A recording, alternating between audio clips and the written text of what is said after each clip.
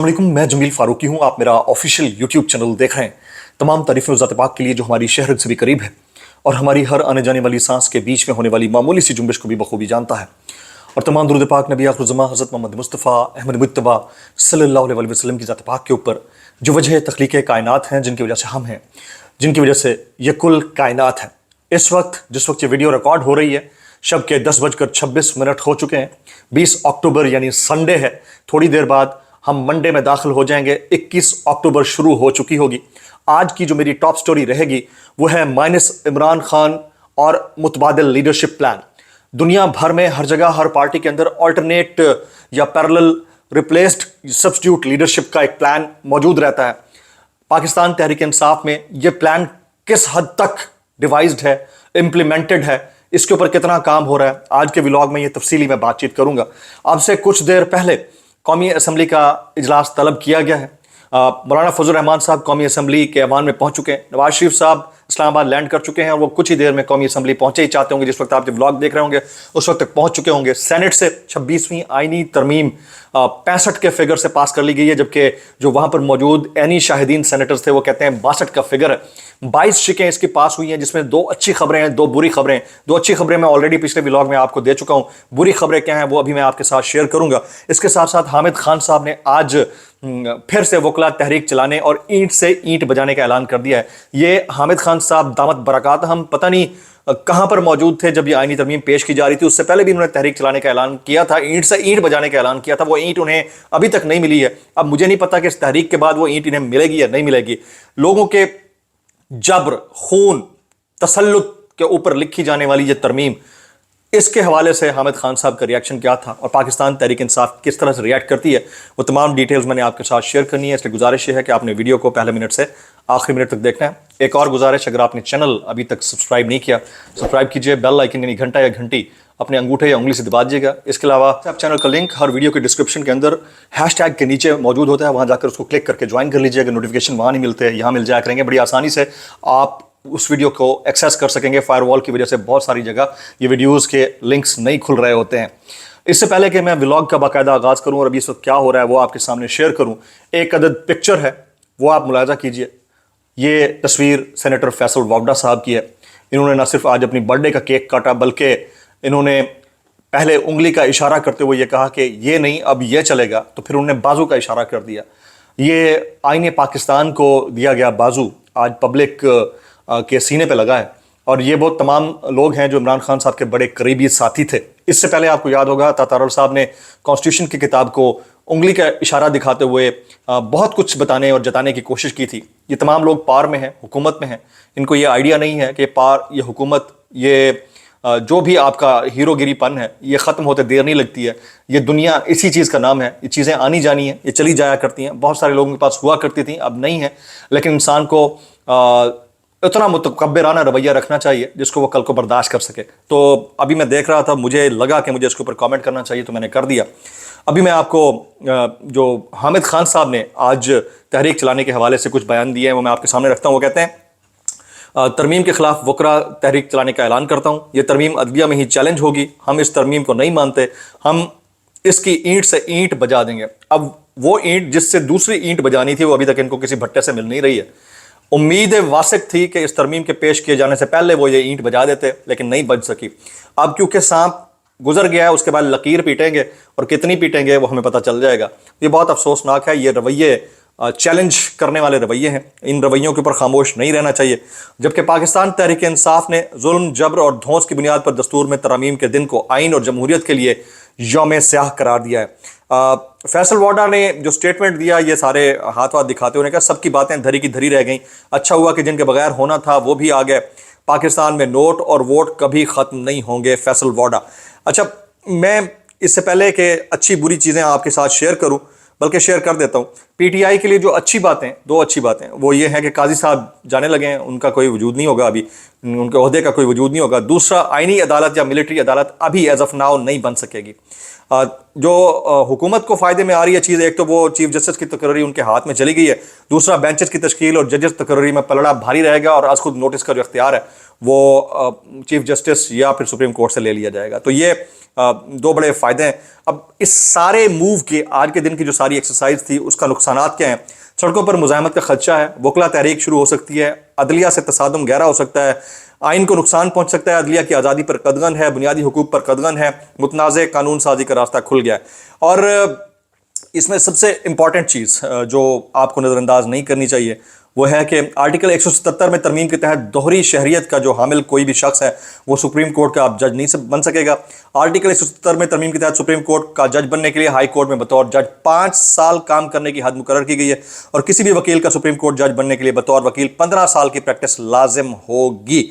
अब मैं आ जाता हूँ कितने नंबर्स थे। नंबर्स के ऊपर लोग सवाल कर रहे हैं कि आप हमें नंबर्स की डिटेल्स भी बताएं, तो वो आपके साथ शेयर करते हैं। पाकिस्तान तहरीक इंसाफ के 2 वोट काउंट नहीं हुए, उनके बगैर ही काम हो गया है। लोग कह रहे हैं कि 62 का नंबर है, लेकिन जो चेयरमैन सेनेट ने अनाउंस किया वो 65 का नंबर था। अभी कौमी असम्बली के अंदर इजलास शुरू नहीं हुआ, जिस वक्त आप देख रहे होंगे उस वक्त इजलास शुरू हो चुका होगा, तकारीर शुरू हो चुकी होंगी, उसके ऊपर डिस्कशन चल रही होगी, लेकिन एज ऑफ नाउ अभी तक शुरू नहीं हुआ, बल्कि बड़े अभी पहुंचना शुरू हो गए लोगों के, यानी अराकीन के आने का इंतजार किया जा रहा है। जो सेनेट में हुआ उसमें टोटल नंबर सेनेट में जिन्होंने तरमीम को वोट दिया, पाकिस्तान पीपल्स पार्टी के 24 वोट हैं जी, मुस्लिम लीग नून के 19 हैं, JUI के 5 हैं, बलोचिस्तान अवामी पार्टी के 4 हैं, MQM के 3 हैं, ANP के 3 हैं, बलोचिस्तान नेशनल पार्टी के 2 हैं, मुस्लिम लीग काफ का 1 है, आज़ाद 4 हैं, जिनमें मोहसिन नकवी, फैसल वाडा, अनवारुल हक काकड़, अब्दुल कादिर बलोच ये शामिल हैं, जबकि चेयरमैन सेनेट का वोट इसमें काउंट नहीं हुआ।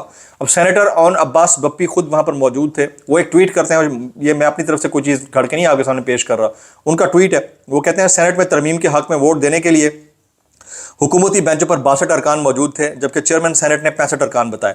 फॉर्म 47 पे आई हुई हुकूमत की गिनती भी वही फॉर्म 47 जैसी है, आइनी तरामीम नामंजूर, ये उन्होंने बात की है। पाकिस्तान तहरीक इंसाफ का जो रद्दमल है वो मैं आपके सामने शेयर करना चाह रहा हूँ। पाकिस्तान तहरीक इंसाफ कहती है कि मुतनाज़ा आइनी तरमीम की धौंस और जबर की बुनियाद पर एक गैर नुमाइंदा और नामुकम्मल ऐवान से मंजूरी पर हम रद्दमल देते हैं। पाकिस्तान तहरीक इंसाफ ने जुल्म, जबर और धौंस की बुनियाद पर दस्तूर में तरामीम के दिन को आइन और जमहूरियत के लिए स्याह दिन यानी यौम स्याह करार दिया। इन आइनी तरामीम का बुनियादी मकसद सिलेक्टेड अशराफिया के इक़्तिदार पर कब्जे को तहफ़्फ़ुज़ फराहम करना और इमरान खान, उनकी जमात और पाकिस्तान के 24 करोड़ अवाम पर इंसाफ के दरवाजे बंद करके उन्हें सियासी अमल से बेदखल करना है। उसे अमलन हुकूमत और मुक़्तदरा के हाथों में एक खिलौना बनाने की कोशिश की गई है। तर्जुमान पाकिस्तान तहरीक इंसाफ, इन तरामीम के हकीकी अहदाफ के हुसूल की इब्तिदा सुप्रीम कोर्ट के सीनियर तरीन जज की बतौर चीफ जस्टिस पाकिस्तान तकर्रुरी के अमल पर असरअंदाज होकर अदलिया में खुली मुदाखलत की शक्ल में कर दी गई है। ये पाकिस्तान तहरीक इंसाफ के तर्जुमान का स्टेटमेंट है जो हम देख रहे हैं। इन आइनी तरामीम से अवाम के दुखों में तो किसी किस्म की कमी नहीं बाकी होगी, अलबत्ता इससे मुक़्तदर अशराफिया के मखसूस सियासी अज़ाइम की तकमील की राह में अदलिया जैसी आखिरी रुकावट भी हट जाएगी। अब इस सारे अमल के अंदर मुझे 2-3 लोग जो है वो बिल्कुल मिसिंग नज़र आ रहे हैं। एक तो वो हार्ड हिटिंग कोई स्टेटमेंट जिसकी तवक्को पब्लिक कर रही है वो अभी तक नहीं आई। अली अमीन गंडापुर साहब जो कि हाईएस्ट पोर्टफोलियो चैरिशिंग पर्सनैलिटी हैं KPK के अंदर और पाकिस्तान तहरीक इंसाफ के अंदर, ज़ाहिर CM है एक सूबे के, उनका कोई स्टेटमेंट इसके ऊपर अभी तक एज ऑफ नाउ नहीं आया। जब ये आप वीडियो देख रहे होंगे हो सकता है कोई आ जाए, लेकिन मुझे नहीं तवक्को कि उसके ऊपर उनका कोई स्टेटमेंट अभी तक कोई आया है। तीसरा, मोर इम्पॉर्टेंटली वो ये है कि ना किसी एहतजाज की कॉल है, ना किसी मज़ाहमत की कॉल है, और फिर आप सब अच्छे से बर्दाश्त करते जा रहे हैं। कुछ लोग नीचे कमेंट्स में लिखते हैं कि बाकियों के एहतजाज की इजाज़त है, इनको एहतजाज की इजाज़त नहीं है। भाई 2-3 चीज़ें होती हैं, या तो आप वो दावा ना करें, या आप इतने बबांगे दोहल किस्म के स्टेटमेंट्स ना दें खड़े होकर के मैं हाँ अडियाला के बाहर धरना दे रहे हैं और पता नहीं क्या क्या कुछ। अगर वो स्टेटमेंट्स पे पूरा आप नहीं उतर सकते तो वो स्टेटमेंट्स देने की ज़रूरत भी नहीं है, क्योंकि पब्लिक उससे बहुत ज़्यादा होप एसोसिएट कर लेती है, तो वो होप्स जो हैं आप लोग तोड़ देते हैं। ये बड़ा प्रॉब्लम है। और फिर इस सारी सिचुएशन में अब जब इमरान खान साहब को पता चलेगा, लाजमन PTV तो उनके पास आता है, हो सकता है कि वो उन तक मालूमात पहुंच भी गई होंगे। ये सुबह दोपहर शाम जो प्रेस कॉन्फ्रेंसें हो रही हैं मेरे ख्याल में दिखाने के लिए होता है कि ताकि सरकारी TV के ज़रिए कम अज़ कम मेंटल टॉर्चर तो जारी रहे, जो मैं समझ पाता हूँ। तो बहरहाल देखते हैं कि वो इसके ऊपर कैसे रिस्पॉन्स करते हैं और आइंदा उनकी मुलाकात कब होती है। कल अदालतें खुल जाएंगी, अदालतों में केसेस लगेंगे, देखना यह भी होगा कि वहाँ से कितना, कैसा और किस हद तक रिलीफ मिलता है। जो अली अमीन गंडापुर साहब बोल रहे थे कि अगले हफ्ते से अच्छी खबरें आना शुरू हो जाएंगी, वो अगले हफ्ते का आज तकरीबन को 17वां 18वां दिन हो चुका है, کوئی اچھی خبر نہیں آ رہی، بری بری خبریں آ رہی ہیں، اور ہم دیکھ رہے ہیں کہ جو چیزیں ڈیولپ ہو رہی ہیں بڑی مشکل اور خطرناک ہیں۔ اب آ جاتے ہیں پیرالل لیڈرشپ کانسیپٹ کے اوپر۔ دنیا بھر میں پیرالل لیڈرشپ کانسیپٹ ہر جگہ موجود رہتا ہے۔ ہر شخص کا کوئی نہ کوئی سبسٹیوٹ، ہر شخص کا کوئی نہ کوئی ریپلیسمنٹ، ہر شخص کا کوئی نہ کوئی آلٹرنیٹ یہ موجود رہتا ہے، وہ چاہے استعماری قوتوں کے لیے ہو یا پارٹی کے اندر موجود لوگوں کے لیے ہو، موجود رہتا ہے۔ تو پاکستان تحریک انصاف میں بھی بہت سارے، مجھے ایسا لگتا ہے، یہ میری اوپینین ہے، کوئی اس سے ڈس ایگری کر سکتا ہے، کہ پیرالل لیڈرشپ پروجیکٹس کے اوپر کام چل رہا ہے۔ کچھ کے اوپر تو گزشتہ 2 سال سے چل رہا ہے۔ میں آپ کو ایک ایگزامپل دیتا ہوں کہ قرون اولیٰ کے دور میں ایک بادشاہ اور وزیر ہوا کرتے تھے۔ تو جو وزیر تھا وہ امیر جعفر نکلا۔ تو جو اس وقت کی استعماری قوتیں تھیں انہوں نے بادشاہ کو زندان میں ڈال دیا۔ تو استعماری قوتوں نے وزیر کو یہ کہا کہ آپ کو ہم بادشاہ بنا سکتے ہیں، لیکن اس کے لیے آپ کو تمام تر اس عمل سے گزرنا پڑے گا جس عمل سے بادشاہ گزر رہے ہیں۔ تو بادشاہ جو تھے وہ زندان میں چلے گئے۔ تو وزیر کو اپنی وفاداری ثابت کرنے کے لیے بادشاہ کے ساتھ اس زندان کا مزہ چکھنا پڑا۔ تقریباً 4 سال تک بادشاہ بھی زندان میں رہے، 4 سال تک وزیر بھی زندان میں رہے۔